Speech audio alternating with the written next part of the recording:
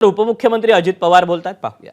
आज मी काल रात्री उशिरा दिल्लीवरून पुण्याला आलो आणि सकाळी 7 वाजल्यापासून पुण्यामध्ये पहिला माझा विद्यापीठामध्ये सावित्रीबाई फुले पुणे विद्यापीठामध्ये मला ते काही प्रेझेंटेशन दाखवणार होते, काही गोष्टी दाखवणार होते।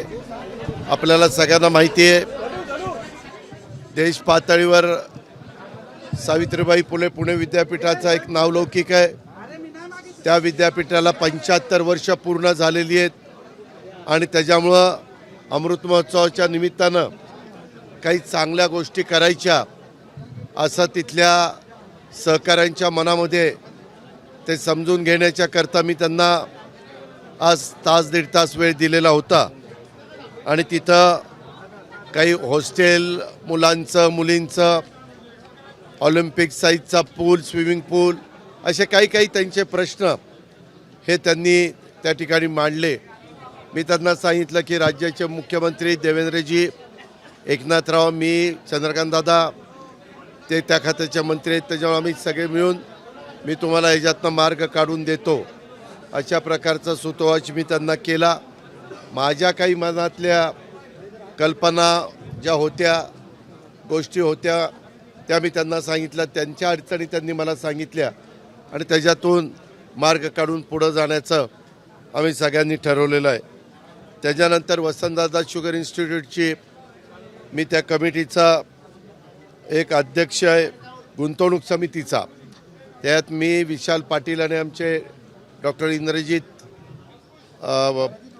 भोसले इंद्रजित मोहिते हे तिथं सदस्य आहेत। ती एक मीटिंग आमची महत्त्वाची होती आणि ती मीटिंग झाल्यानंतर आपल्या सगळ्या पत्रकार मित्रांना माहिती आहे की आपल्या पुण्यामधला शिरूर हवेली विधानसभा मतदारसंघातला गोडगंगा सहकारी साखर कारखाना आणि यशवंत सहकारी साखर कारखाना थेऊर या दोन्हीच्याबद्दल मी बाबासाहेब पाटील सहकार मंत्री त्याच्यानंतर संबंधित संचालक बोर्डातील चेअरमन आणि काही संचालक त्याचबरोबर दुसरेही संचालक आणि चेअरमन आणि संबंधित साखर आयुक्त सहकार आयुक्त MSC बँकेचे वरिष्ठ अधिकारी विद्याधर अनासकर या सगळ्यांना एकत्र घेऊन मी काही बाबतीमध्ये त्यांना सांगितलं की आता विलंब लावू नका, ह्याच्यामध्ये काही समंजस भूमिका तिथल्या कर्मचाऱ्यांनी अधिकाऱ्यांनी पण घ्यावी,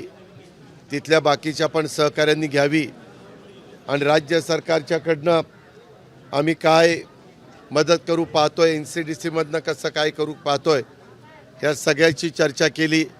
त्याच्याबद्दल एक 10 दिवसाची त्यांना मुदत, त्याच्याकडनं CAनी ते सगळं तपासावं, ऑडिटरनी तपासावं, एक्झॅक्ट किती कर्ज आहे, त्याचा परतफेड करताना वन टाईम सेटलमेंटला किती आपल्याला रक्कम उभी करावी लागणार आहे, अशा प्रकारच्या पण तिथं चर्चा झाली। त्याच्यामुळे इथली 10ची मीटिंग मला 11:30ला करावी लागली आणि इतर पण काही सहकाऱ्यांचं म्हणजे आमदार चेअरमन लोकांचं बबनदादा शिंदे असतील, विशाल त्या ठिकाणी पाटील असतील, अशा काही मान्यवरांनी पण तिथं आलेले होते, त्यांनाही मी बोलवलेलं होतं आणि त्याच्यातनं आम्ही एकंदरीतच राजकारण न आणता त्याच्यातनं माऊली कटकेंच्या निवडणुकीच्या निमित्तानं मी काही त्या भागातल्या लोकांना शब्द दिलेला होता, त्या शब्दांची पूर्तता करणं शेवटी माझं कर्तव्य आहे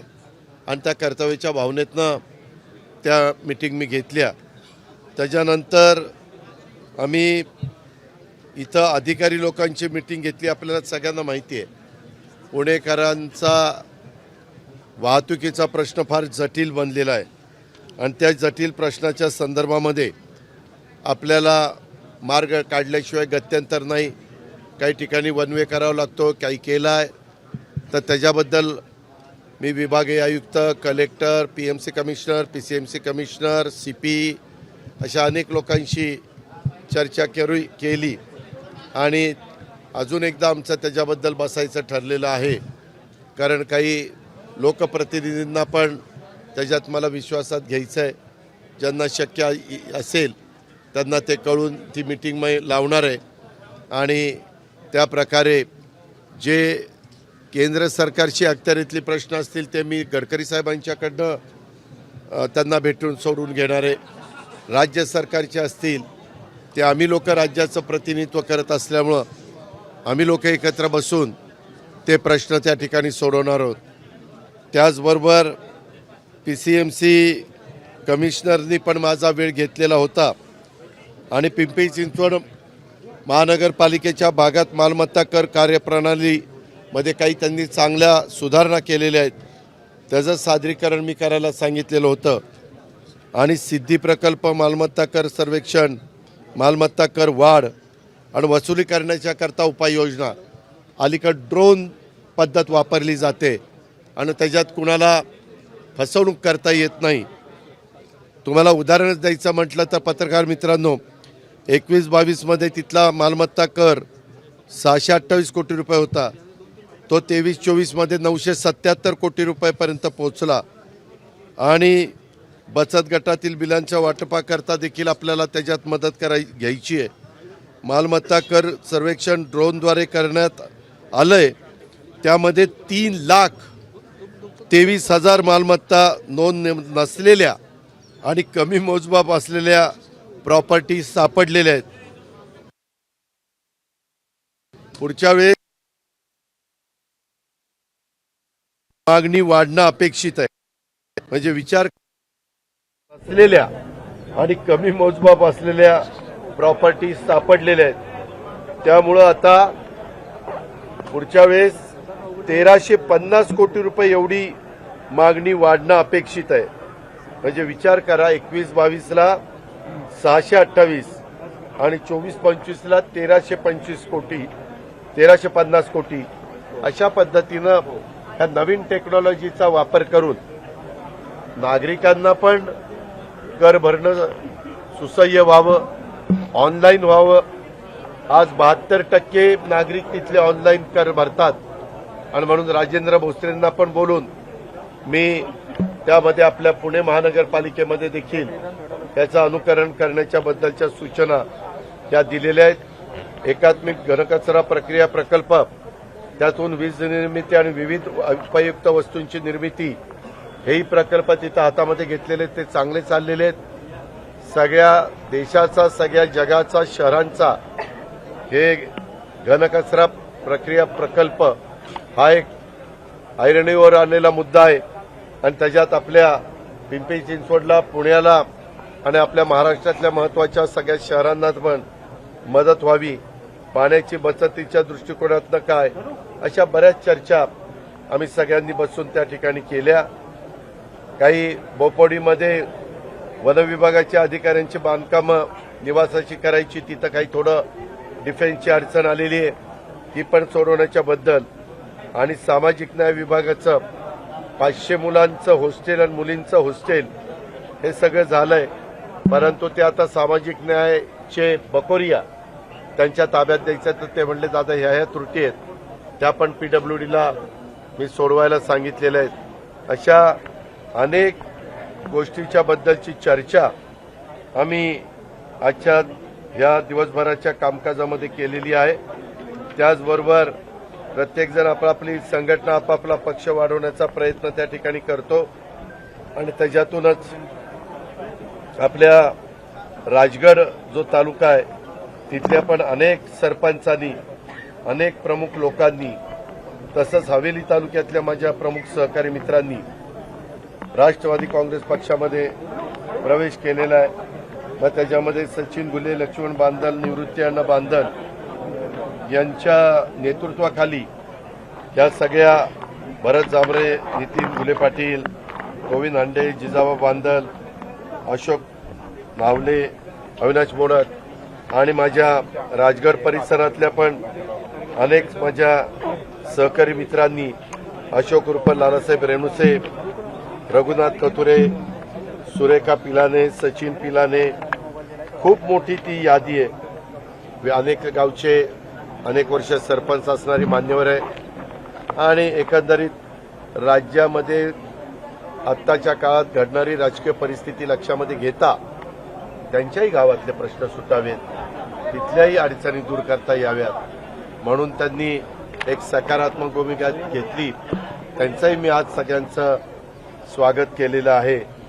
ही पण गोष्ट आपण सगळ्यांनी त्या निमित्तानं घ्यावी अशा प्रकारची माझी आपल्याला विनंती आहे. इतर पण व्हिजिटर्स मोठ्या प्रमाणावर आलेले होते आणि इतर पण काही गोष्टीची चर्चा ही काही पुलांची कामं चाललेली आहेत, काही रोडची कामं चाललेली आहेत, काही मध्ये दोन्ही महानगरपालिकेमध्ये समन्वय असावा.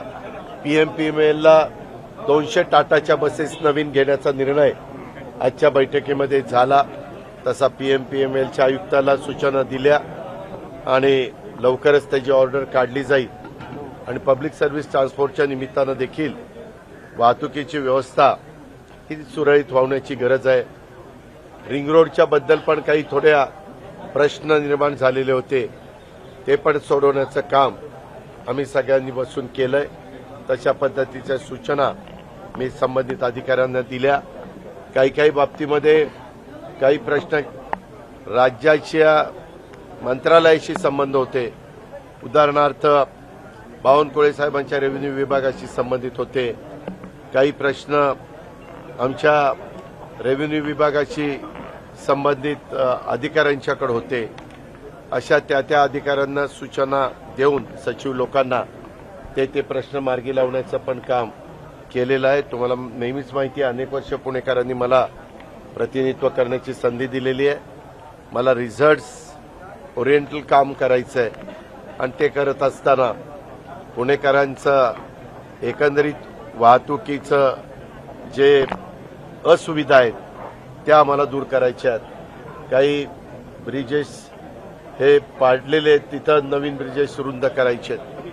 ह्या सगळ्या गोष्टीची मेट्रोची कामं अशा खूप गोष्टीची चर्चा आम्ही त्या ठिकाणी केली. आयुक्तांनी भेट घेतली तुमची पुणे शहरामध्ये ज्या पद्धतीने गुन्हेगारी वाढते, दररोज मर्डर होत आहे. IT कंपनीच्या संदर्भात मोहोळ गँगचे परत एकदा 2-3 पिस्टल सहजपणे मिळतात पुण्यामध्ये. आता यासाठी विचारलं का लायसन पाहिजे, आधार पाहिजे? त्या संदर्भामध्ये तुम्ही मला सांगितलेलं होतं की आमच्याकडं लवकर बोला, कारण नंतर मुख्यमंत्री राज्याचे पुण्यात एका कार्यक्रमाच्या करता येणार आहे.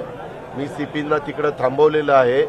मी माझ्या या सगळ्या बैठका मिटिंग करून खाली आलो तुमच्याशी बोलायला. आता पुन्हा जाऊन त्या ठिकाणी मी त्यांच्याशी बोलणार आहे. आता काही नवीन अधिकारी ज्यांच्या मुदती संपल्या त्या पुण्याच्या एकंदरीत विकास होण्याच्या दृष्टिकोनातून आपण आणलेले आहेत. कलेक्टर असतील, मुख्य कार्यकारी अधिकारी असतील, इतर अधिकारी असतील, अजूनही काही अधिकारी आणायचे आहेत. त्यामध्ये आपण म्हणताय ती बाब स्वतः राज्याचे गृहमंत्री आणि मुख्यमंत्री देवेंद्रजींनी पण गांभीर्याने घेतलेली आहे. मी पण या भागाचं प्रतिनिधित्व करतोय, त्याच्यामुळं मी पण ही गोष्ट गांभीर्याने घेतलेली आहे. पत्रकार मित्रांनो, तुम्हाला माहिती आहे, राजकीय हस्तक्षेप हा नसला तर पोलिसांना काम करणं अजिबात अवघड जात नाही. इथं कुणाचाही राजकीय हस्तक्षेप आम्ही लोक होऊन देत नाही. त्याच्यामुळे एवढी मुभा असेल आणि त्यांना इन्फ्रास्ट्रक्चर उपलब्ध करून देण्याच्या करता व्हेकल्स असतील किंवा इतर अनेक गोष्टी, त्यांचा घरबांधणीचा कार्यक्रम असेल, त्यांच्या ऑफिसेस असतील, इथलं CP कार्यालय असेल, तिकडचं पिंपरी चिंचवडचं CP कार्यालय असेल, इव्हन आता SP चं पण कार्यालय आपल्या ग्रामीणचं, ती पण तिन्ही कामं आपण हातामध्ये घेतोय. म्हणजे एवढ्या सगळ्या जर गोष्टी तुम्हाला राज्य सरकार करून देत असेल तर मग ह्या जे काही कायदा सुव्यवस्थेचे प्रश्न निर्माण होतात, मग तिथं कुठंतरी पोलीस वरिष्ठ अधिकारी कमी पडतात असं माझं मत आहे. त्यामध्ये त्यांना जर जमत नसेल तर त्यांनी स्पष्ट सांगावं की हे आमच्या आवाक्याच्या बाहेर आहे.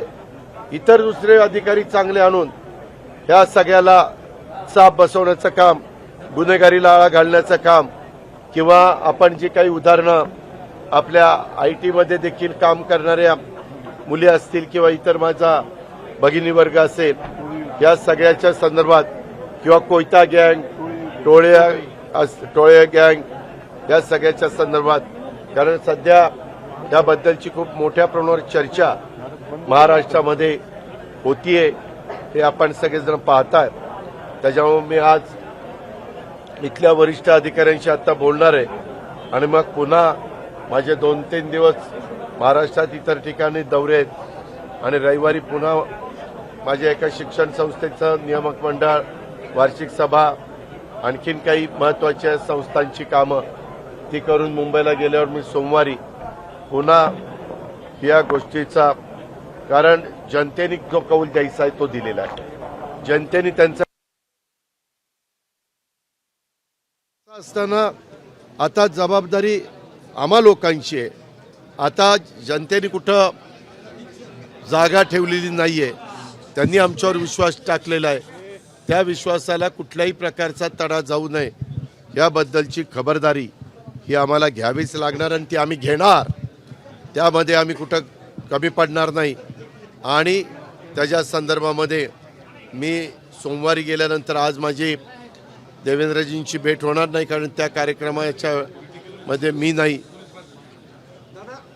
आहे आणि त्याच्यामुळं मी यांच्याकडनंही समजून घेणार की ही आमची अपेक्षा आहे. कशामुळं हे घडतंय, ह्याच्यात काय तुम्हाला अडचण आहे, त्या पद्धतीनं त्यांनाही विचारणार आहे आणि पुढची पावलं उचलणार. गेल्या 8 दिवसांपासून राज्यामध्ये संतोष देशमुख हत्या प्रकरणामध्ये आरोप होत आहेत. मंत्री धनंजय मुंडे यांच्यावरती आरोप करण्यात आला. एकाने बोलायचं. संतोष देशमुख हत्या प्रकरणामध्ये मंत्री वेळ का लागतो दादा? धनंजय मुंडेला पाठीशी कोण घालतो? कुठल्याही चौकशीमध्ये उद्याच्याला तुमच्यावर आरोप झाला की तुम्ही अमुक अमुक केसमध्ये दोषी आहे, तर आज SITची चौकशी चालू आहे, आज CIDची चौकशी चालू आहे, आज न्यायालयाच्या तिथं चौकशी चालू आहे. आता ह्या 3 वेगवेगळ्या एजन्सीज तिथं चौकशी करतायत. त्याच्यातून स्वतः राज्याच्या मुख्यमंत्र्यांनी सांगितलेलं आहे की ही चौकशी करत असताना जो कोणी दोषी असेल, जो कोणी त्याच्याशी संबंधित असेल, ते तिथं सिद्ध झालं, लक्षात आलं, तर त्यांच्यावर ताबडतोब कारवाई केली जाईल. एक मिनिट माझ्या त्या संदर्भामध्ये मी देखील देवेंद्रजींना भेटून सांगितलेलं आहे की या संदर्भामध्ये पक्ष वगैरे न बघता जर कोणी वरिष्ठ लेवलला काम करणारे व्यक्ती त्याच्यामध्ये दोषी असतील तर कुणाची गय करण्याचं कारण नाही. मुख्यमंत्री म्हणले मी त्याही मताचा आहे. त्यामुळं चौकशी चाललेली आहे. काही जण आरोपी मिळायला थोडासा विलंब लागला. प्रत्येकाची चौकशी करून फोनचे कुणाकुणाला फोन झाले, किती काळ करता झाले, काय फोनवर संभाषण झालं, ते आता सगळं समजतं. ह्या सगळ्याचा अतिशय बारकाईनं, कारण अशा प्रकारच्या घटना ह्या महाराष्ट्रामध्ये आम्ही लोक अजिबात खपवून त्या ठिकाणी घेणार नाही. ही निगूढपणे झालेली हत्या आहे. त्याच पद्धतीनं तितक्याच गांभीर्याने ह्यामध्ये सरकारने लक्ष दिलेलं आहे. अर्थात समोरच्या विरोधी पक्षातल्या नेत्यांना किंवा सत्ताधारी पक्षाच्या पण काही लोकप्रतिनिधींना काय बोलायचं आहे हे त्यांनी अधिकार संविधानाने दिलेला आहे. पण असं करत असताना कुणावरही अन्याय होऊ नये ही पण खबरदारी ही घ्यावी लागते. मी आज आपण प्रश्न विचारल्यावरून पुन्हा एकदा आपल्यामार्फत महाराष्ट्रातल्या जनतेला सांगतो, कुणालाही माझी आजपर्यंत कामाची पद्धत अनेकांना माहिती आहे. यामध्ये आम्ही आणि मुख्यमंत्री जो दोषी असतील त्यांना अजिबात पाठीशी घालणार नाही. त्यांना कडकमधली कडक सजा केली जाईल आणि एक वेगळ्या प्रकारचा मेसेज महाराष्ट्रामध्ये दिला जाईल. मुख्यमंत्र्यांनी 100 दिवसांचं प्रगती पुस्तक केलं आहे. मुख्यमंत्र्यांनी 100 दिवसांचं प्रगती पुस्तक तयार केलं आहे. त्याबद्दल मी त्यांना सांगितलेलं आहे की तुमच्याकडं नुसते आरोप करण्यापेक्षा तुमच्याकडं असणारे पुरावे त्या SITला द्या, CIDला द्या, ज्यांच्या न्यायव्यवस्थेखाली ती इन्क्वायरी होती त्यांना द्या. कारण आपल्याला माहिती आहे की पुराव्याशिवाय कुणावरही आरोप करणं हे कितपत योग्य आहे आणि ते त्यांना द्यायला सांगितलेले. त्याबद्दल माझी आणि बावनकुळे साहेबांशी पण चर्चा झालेली आहे, माझी आणि देवेंद्रजींशी पण चर्चा झाली. दादा 100 दिवसामध्ये मुख्यमंत्री म्हणलेत की तुम्ही काम करा असं किंवा रिझल्ट द्या असं प्रगती पुस्तक दिलं आणि 7 कलमी कार्यक्रम वापरलाय. धनंजय मुंडे बाबतीत 100 दिवसामध्ये रिझल्ट येईल का? त्या संदर्भामध्ये 3 वेगवेगळ्या इन्क्वायऱ्या आहेत. तिन्ही एजन्सीज फार बारकाईनं त्याच्याबद्दलचा स्टडी करतायत. कारण उद्याच्याला ते रिपोर्ट देत असताना त्याच्यामध्ये काही तफावत दिसली तर त्या प्रत्येकाच्या विश्वासार्हतेवर प्रश्न निर्माण होणार आहे. त्याच्यामुळं फार बारीकपणे ह्याचा तपास चाललेला आहे. आपण काळजी करू नका. तुम्हाला जेवढी काळजी आहे तेवढीच काळजी आम्हाला पण आहे. आम्ही पण असं शिवशाहू फुले आंबेडकरांच्या महाराष्ट्रामध्ये असलेल्या घटना खपून घेणार नाही. आणि आज आमच्या सरकारमध्ये आम्ही असल्यामुळं आमची जबाबदारी ह्याच्यात जास्त आहे. आम्ही ह्याच्यात राजकारण पण आणून देणार नाही आणि आम्ही ह्याच्यामध्ये कुणालाही पाठीशी घालण्याचं काम पण करणार नाही. बडी मुंडी म्हणून आरोप होतो दादा. धसने आरोप केला आपल्या राष्ट्रवादीच्या बडी मुंडी म्हणून. ही नेमकी बडी मुंडी कोण आहे? ते त्यांना विचारा. हे असले फालतू गोष्टी कुणी बोलत असेल तर मी स्पष्ट नावं घेऊन बोलणार आहे. त्याच्यामुळं त्याला विचारा कोण आहे ते. कुठला हे बघा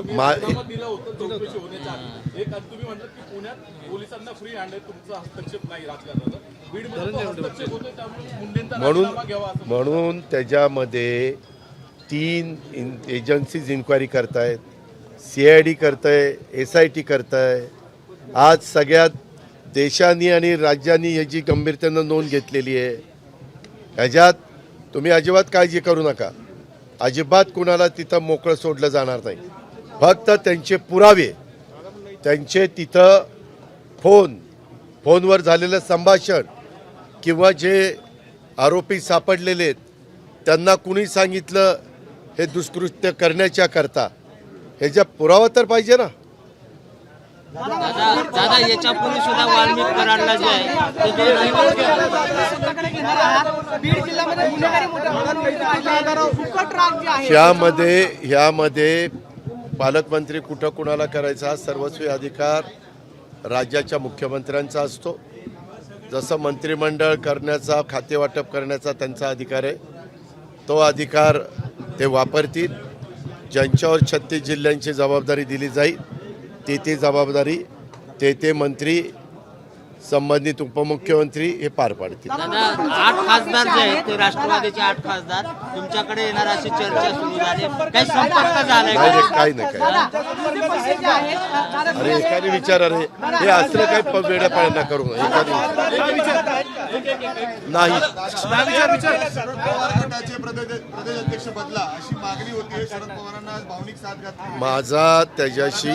व्यतिरिक्त कुणाला तरी पाटील हे योग्य नाही. माझा त्याच्याशी संबंध नाही. माझा पक्ष वेगळा आहे, त्यांचा पक्ष वेगळा आहे, त्यांचं चिन्ह वेगळं आहे, माझं चिन्ह वेगळं आहे. त्यांनी त्यांच्या पक्षाच्या अंतर्गत काय निर्णय घ्यावा हा सर्वस्वी अधिकार त्यांचा आहे. आम्हाला कुणाला त्याच्यात लुडबुड करण्याचा काडीचा अधिकार नाही. दादा सुनील तटकरे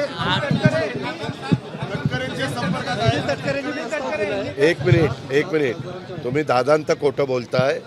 यामध्ये स्वतः तिथल्या 3 ते 4 खासदारांचं मी, निलेश लंके, मला वाटतं अमर काळे आणि अजून एक कोणतरी, त्यांनी स्वतः बाईट दिलेलं आहे मीडियाला की आमच्याशी सुनील तटकरे किंवा कुणी संपर्क साधलेला नाही. ते तुम्ही ना ज्यांची विश्वासार्हता आहे ना अशांची नावं घेत चला. आणि त्यामुळं पुराव्यासहित जर तुम्ही म्हणताय की अजित पवारनी केलं आणि तिथं ती लोक सांगतायत की तसं काही झालेलं नाही, तर मोकळ्यात कशा करता आरोप करायचा. त्या जे स्वतः खासदार सांगतायत ना, आज 20-22 लाख लोकांचं ते प्रतिनिधित्व करतात. दादा विरोधी पक्षाला तुमच्याकडून अपेक्षा आहेत, विशेषतः बीड जिल्ह्याचा उल्लेख जो आहे बिहारचा केला जातो, बीडचा हमास झालाय. दादा बीड जिल्ह्यातली गुन्हेगारी कशी रोखली जाईल असं मी माझ्या अमित शहा साहेबांच्याकडं काही महत्त्वाच्या प्रश्नांच्या करता त्यांच्याकडे सहकार विभाग आहे, त्यांच्याकडे पोलीस खातं देखील आहे आणि त्यामुळं काही गोष्टी उदाहरणार्थ साखरेची MSP वाढवणं, ज्यूस टू इथेनॉलमध्ये इथेनॉलचा दर वाढवणं, BAVT इथेनॉलमध्ये त्याचा दर वाढवणं, एक्सपोर्ट साखर करण्याच्या करता परवानगी काही लाख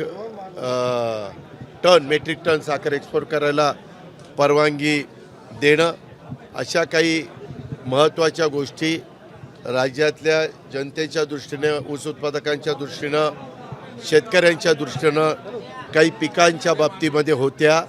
म्हणून मी भेटायला गेलेलो होतो आणि त्या संदर्भामध्ये मी त्यांच्याशी चर्चा केली. पुण्याकडे येऊया. पुण्यामध्ये रोज कोयता गँग अरे ते सांगितलं ना, अरे त्याच्या संदर्भात तेच जाऊन सांगतोय ना, त्यांना काही मुदत देतो ना की या इतक्या दिवसामध्ये हे बंद नाही झालं तर आम्हाला कठोर निर्णय घेऊन नवीन व्यक्तीला इथं आणावं लागेल असं सांगतो ना. आणि आम्हाला काही कुणाचा मुलायचा ठेवायचं कारण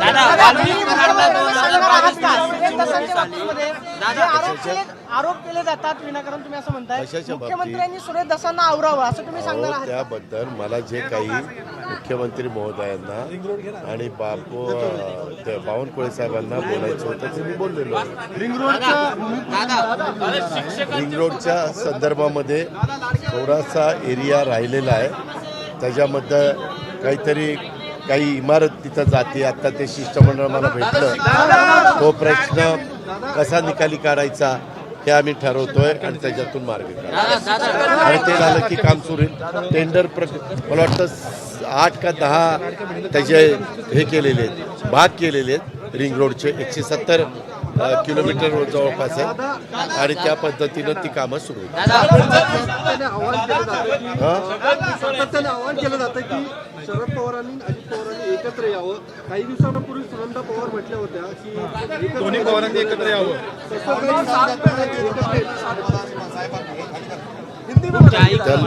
त्याला काही उत्तर देण्याचं कारण नाही, ते आमचं आम्ही ठरवू. नाही नाही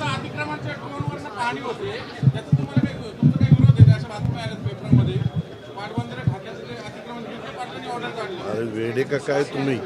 मी रिसोर्सेस वाढवण्याकरता रोज बसतोय. मी आता ड्रोननी इथली पण पाहणी करा सांगतोय, उद्याच्याला पीक पाहणी पण ड्रोननी करा म्हणून सांगतोय.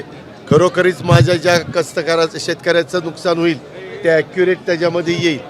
आम्ही त्याच्यात पारदर्शकता आणतो. तुला आज सकाळपासून कोणी भेटलं नाही का काय?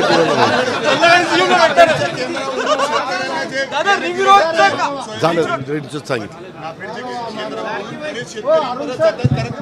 ऐका हा प्रश्न परवाच्या कॅबिनेटला निर्माण झालेला होता. जयकुमार रावळ पणन मंत्री म्हणून त्यांना सूचना दिल्या. आज ते पुण्यामध्ये आलेले आहेत. ताबडतोब बारदाना जिथं कमी पडतोय तिथं घ्या आणि ताबडतोब तिथली समस्या दूर करा, अशा सूचना कॅबिनेटनी रावळ साहेबांना दिलेल्या.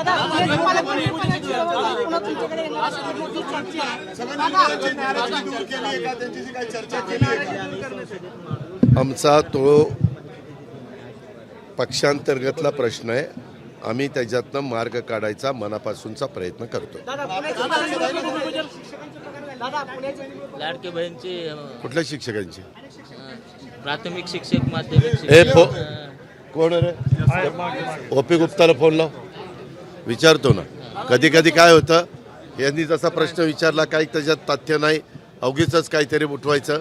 उलट ह्या सगळ्या काम करणाऱ्या वर्गाचे पगार हे वेळेमध्ये झाले पाहिजे, त्याच्यात विलंब असायचं काही कारण नाही. तरी देखील मी आता विचारतो आणि झाले नसले तर का झाले नाही आणि कसे ताबडतोब होतील, आणि झाले असले तर प्रश्नच नाही. हॅलो, हा आपल्या इथं शिक्षकांचे पगार झाले नाहीत या महिन्यातले?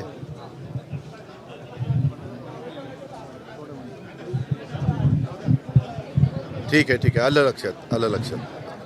ठीक आहे, ओके. ACS फायनान्सनी सांगितलं आपण पगाराचे पैसे सगळ्या डिपार्टमेंटला उपलब्ध करून दिलेले आहेत. ज्या त्या डिपार्टमेंटमध्ये पगार देत असताना काही त्यांच्याकडं काही त्रुटी किंवा काही त्यांचा अंतर्गत काही प्रश्न असेल तो त्याच्यात झाला असेल. आता ती तर बाजू क्लिअर झाली की विभागाने सगळ्यांचे पैसे दिलेत. आता CPंशी बोलताना एज्युकेशन सचिवांशी पण बोलतो. असं अजिबात राहता कामा नये आणि राहणार नाही ही खबरदारी घेतो. स्थानिक स्वराज्य संस्थेची निवडणूक कधीपर्यंत लागतील? सुप्रीम कोर्टाला आता जाऊन भेटतो आणि त्यांना विचारतो साहेब कधी आता तुम्ही निवडणुका. कसं आहे तिथं आपली कोर्टात केस आहे. आपल्या OBC समाजातल्या पुरुषांना आणि महिलांना तिथं प्रतिनिधित्व मिळत नाही. ओपनमधल्या महिलांना पुरुषांना SC ST मधल्या महिला पुरुषांना मिळतं आहे आणि एवढा मोठा वर्ग निवडणुकीपासून वंचित ठेवायचा बरोबर नाही. त्याकरता मुख्यमंत्र्यांनी आम्ही सगळ्यांनी ठरवलेलं आहे आपली बाजू न्यायालयामध्ये अतिशय आग्रहपूर्वक मांडून त्या निवडणुका कशा आता तातडीनं लागतील. कारण उद्याच्या फेब्रुवारीमध्ये 3 वर्ष होतील. 22 फेब्रुवारी ते 25 फेब्रुवारी. त्याच्यामुळे आमची पण इच्छा आहे त्या लवकर व्हाव्यात. नवीन कार्यकर्त्यांना ज्यांचे चांगला अनुभव आहेत त्यांना संधी मिळाली. स्वबळावर लढायची मुख्यमंत्री हे एकच ऍक्शन मोडवरती आहेत असं बारामतीचे खासदार गेल्या आठवड्यात म्हणाले. आजपासून ऍक्शन मोडवर ते राज्याचे प्रमुख आहेत. ते ॲक्शन मोडवर राहणारच आहे. त्याच्यात ते चांगली गोष्ट आहे ना. बाकी मंत्रिमंडळ कार्यरत ते तुम्ही बघा की कोण आहे, कोण काम करतं, कोण निर्णय घेतं, कोण प्रशासनावर पकड करतं, प्रशासनाला सांगितल्यावर नंतर कुणाचं ऐकलं जातं. काहींना आता काही मुद्दे नाहीत काहीतरी मला त्याबद्दल नो कॉमेंट. त्याच्यामध्ये आता CM साहेब मी आणि एकनाथराव ठरवू आणि तारीख ठरवून ते भूमिपूजन घेऊ. आपण काळजी करू नका. Wine shop, beer bar, permit room आणि देशी परमिट दुकानं यांची संख्या वाढवण्यासाठी किंवा लायसन्स देण्यासाठी काही प्रस्ताव तुमचा आहे किंवा तसं काही धोरण येणार आहे? या संदर्भामध्ये मी एक कमिटी केलेली आहे. वल्सा नायर त्या कमिटीचे अध्यक्ष आहेत. OP गुप्ता, त्याच्यानंतर मिलिंद म्हैसकर, त्याच्यानंतर सूर्यवंशी आणि आशिष शर्मा म्हणजे GST commissioner, excise commissioner, excise secretary, finance secretary आणि पूर्वी माझ्याबरोबर वल्सा नायरांनी एक्साईजमध्ये काम केलेलं होतं म्हणून ह्यांची कमिटी केलेली आहे. त्यांना मला वाटतं 1.5 महिन्यात का महिन्यात अहवाल द्यायला सांगितलेला आहे. आम्हाला काही कुठं चुकीच्या गोष्टी करायच्या नाहीत, चुकीचे निर्णय घ्यायचे नाहीत, परंतु त्याच्यामध्ये पारदर्शकता आणायची. आज किती तारीख आहे? 9 जानेवारी 2025. हे बघ ऑर्डर. हे असं माझं काम असतं. कुठे गेलं हे रिझल्ट ओरिएंटेड.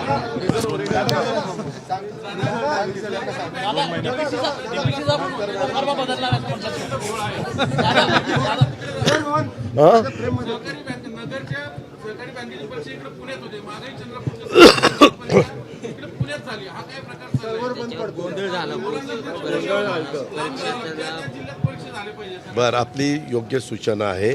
त्याची तंतोतंत अंमलबजावणी करण्याचं काम ज्या अधिकाऱ्याकडं आहे त्याला सांगितलं जाईल.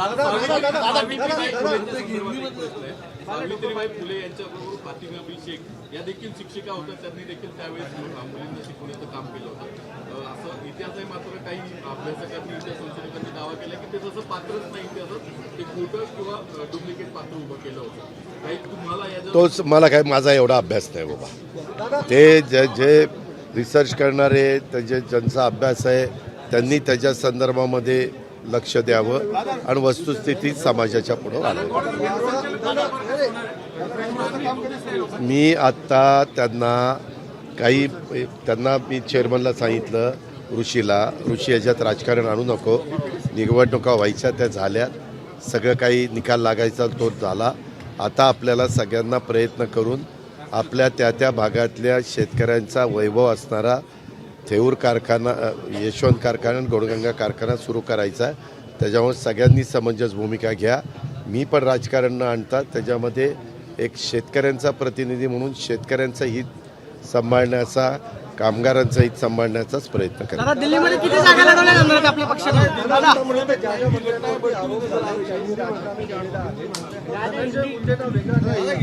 नाही असं नाही रे बाबा.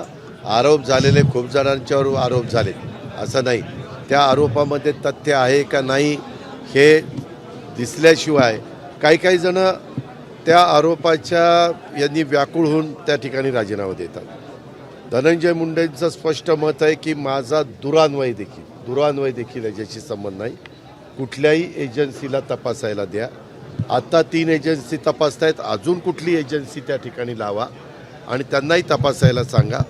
असं ज्यावेळेस ती व्यक्ती ठामपणे सांगते त्यावेळेस काम करत असताना कुणा दोषी नसणाऱ्यावर पण अन्याय होता कामा नये. आणि मी पुन्हा सांगतो, जर कुणी दोषी असेल, त्याच्यात अजित पवार दोषी असेल तरी त्याच्यावर कारवाई होईल. किती जागा लढवणार आहेत आपण?